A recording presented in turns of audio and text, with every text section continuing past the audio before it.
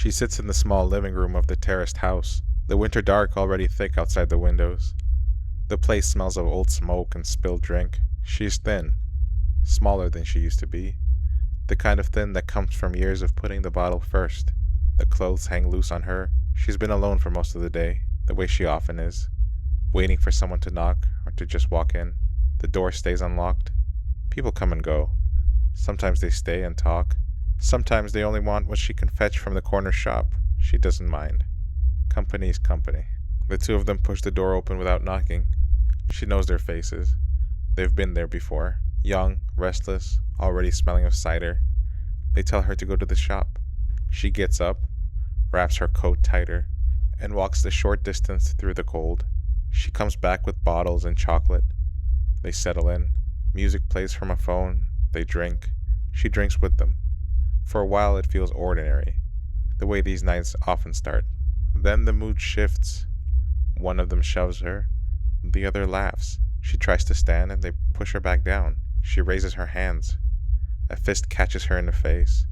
Pain spreads across her cheek. She asks them to stop. They don't. Something hard comes down on her head. A piece of wood with screws sticking out of it. The screws bite into her skin.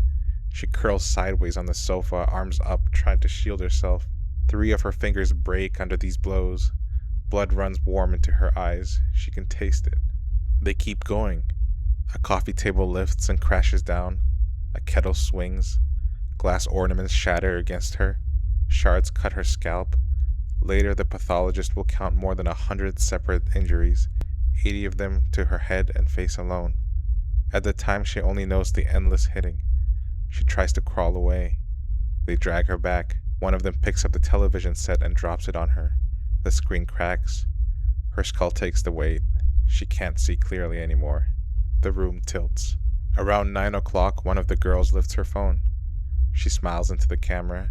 Behind her, the woman on the sofa already shows dark bruises and swelling. The picture goes out on Snapchat with a short caption. Friends see it. No one intervenes. The girls keep drinking. They light cigarettes.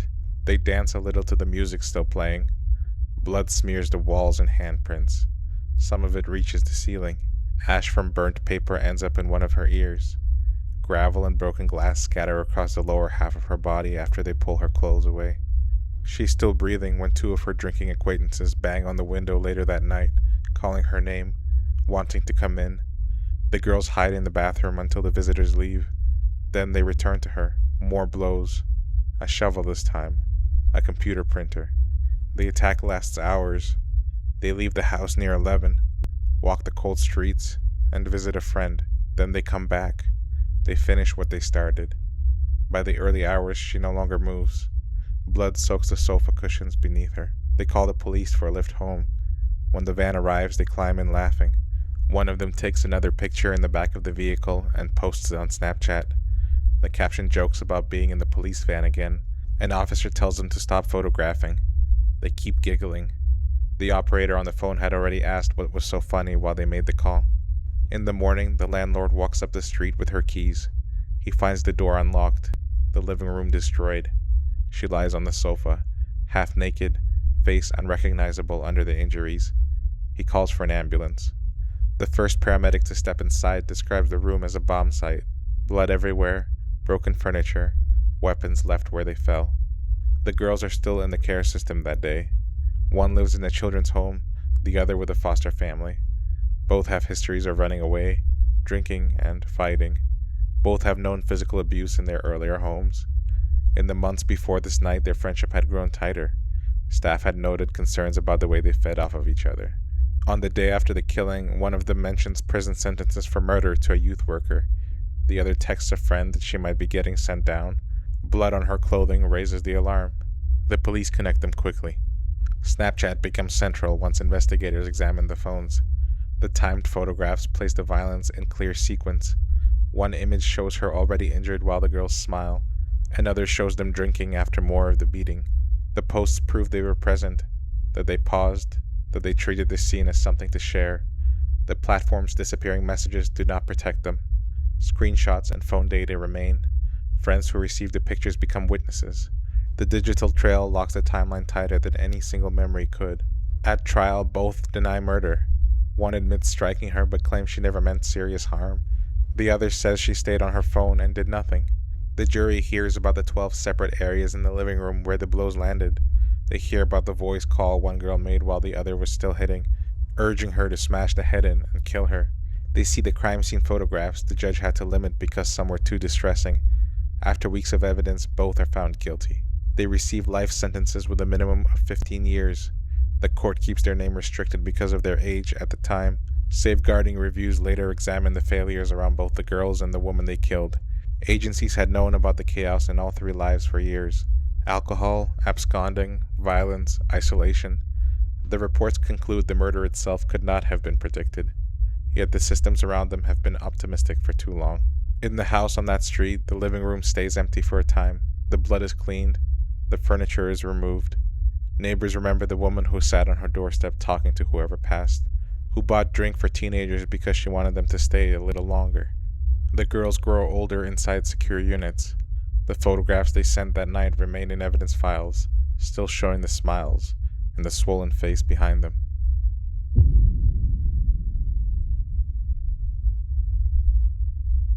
She sat in front of the mirror, phone propped up, adjusting her hair under the ring light. The room smelled of perfume and makeup. Followers waited for the next clip. She smiled into the camera, danced a little, laughed at her own reflection. Her mother hovered nearby, sometimes stepping into the frame, waving, matching the energy. They called it their elite bond, and as the videos piled up, the likes climbed. The brand started noticing. University felt distant. This was the path now. Short clips of outfits, nights out, casual talk about life. TikTok made it simple. Post, watch the numbers rise, feel the rush when the comments flooded in. The mother had her own secrets. For years, she kept a private connection going with a younger man from another town. They met through different apps at first, video chats that turned into meetings. He spent money on her, bought her gifts, and acted devoted. She enjoyed the attention while it lasted. Her daughter knew parts of it. The mother shared enough. Then the connection soured. The mother decided it was over, but the younger man refused to let go. He started demanding his money back, claiming he had spent thousands. Worse, he held on to intimate videos and photos. He threatened to send them to the husband, to expose everything. The pressure built up. Messages turned sharp. The mother grew anxious, sleepless, checking her phone constantly. The daughter watched this unfold. She saw her mother stressed, worried about the family breaking. She felt protectiveness mixed with anger. She messaged that she would handle it, that she would arrange for people to confront him so he would stop. She reached out to a friend who worked on cars. The conversations turned practical. They talked about bringing him somewhere under the excuse of handing over cash, the amount he kept demanding. The idea was to get his phone, the one with the files, and to make sure he left them alone. Others got pulled in, friends of friends, and a group formed. Plans shifted to a supermarket car park late at night. The cars were arranged. They wore coverings over their faces. The daughter stayed in contact, coordinating, making sure the mother stayed involved. The younger man got the messages about the money. He believed it. He asked a close friend for a lift. The friend agreed without knowing the full picture. They drove hours through the dark to the meeting spot. The car park was quiet under the lights. When the younger man and his friend pulled in, something felt off. They did not stay. They turned around and left. The two cars followed them immediately. Their engines revved. The headlights stayed close. On the dual carriageway, the speeds climbed. The pursued cars sped fast. The ones behind stayed tight, one on each side at times. Phone lines stayed open between the pursuers. They talked about forcing them off. The driver of one car accelerated hard, closed the gap, and slammed into the rear. Metal crumpled. The target vehicle swerved, hit the barrier hard, tore apart, and burst into flames. Fire lit up the night. Both men inside died in the wreckage, trapped as the blaze took hold. The pursuers did not stop.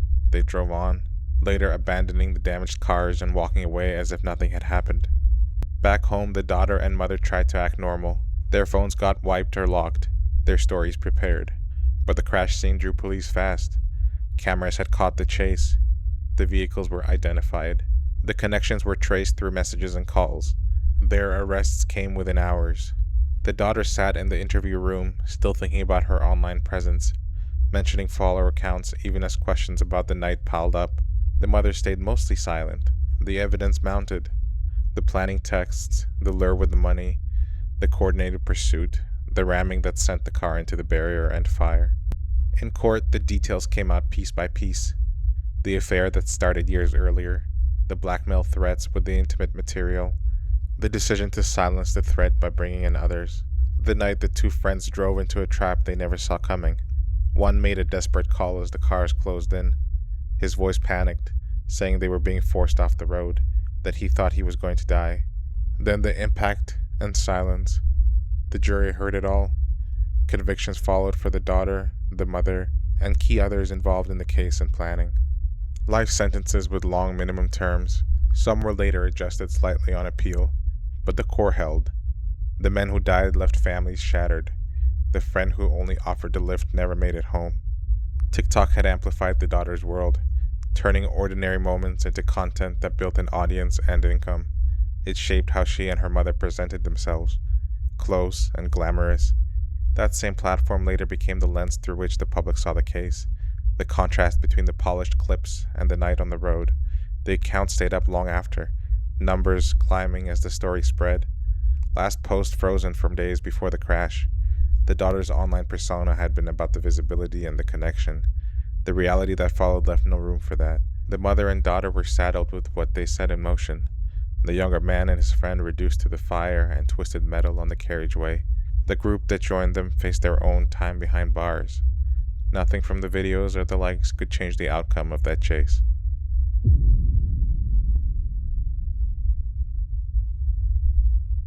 She moved through the quiet house that morning with the easy rhythm of someone who had already handled the hard part of the day. The kids were at school. The air inside felt still and ordinary. She had plans later. Nothing dramatic, just the kind of small tasks that filled the hours between school drop-off and pickup.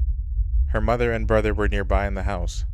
It felt like any other morning, until the front door gave way under sudden force. He came in loud and already angry.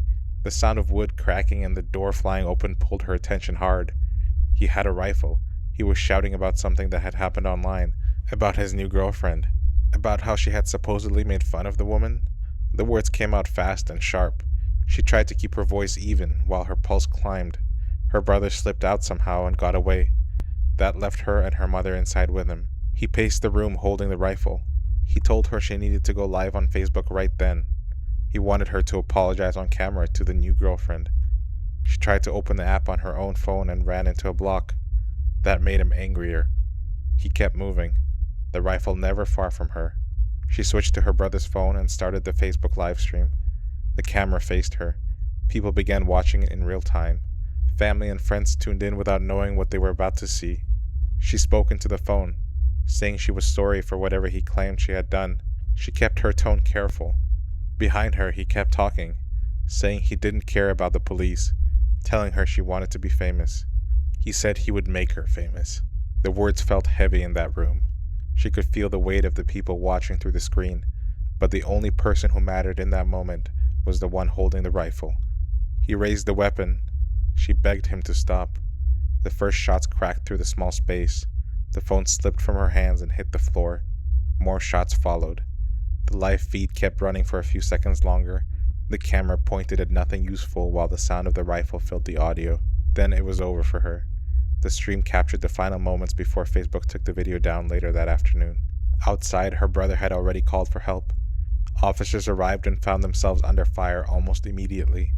He shot at them from inside the house. One officer took a round in the forearm. The exchange of gunfire continued. Nearly 30 rounds came from his direction during the long standoff that lasted close to 80 minutes. Police returned fire. His vehicle took hits. Eventually he came out and was taken into custody. Inside the house they found her. She had been hit multiple times in the knee, torso, and upper body. They got her to the hospital, but she was already gone by the time they arrived. The children would learn later that their mother was not coming home.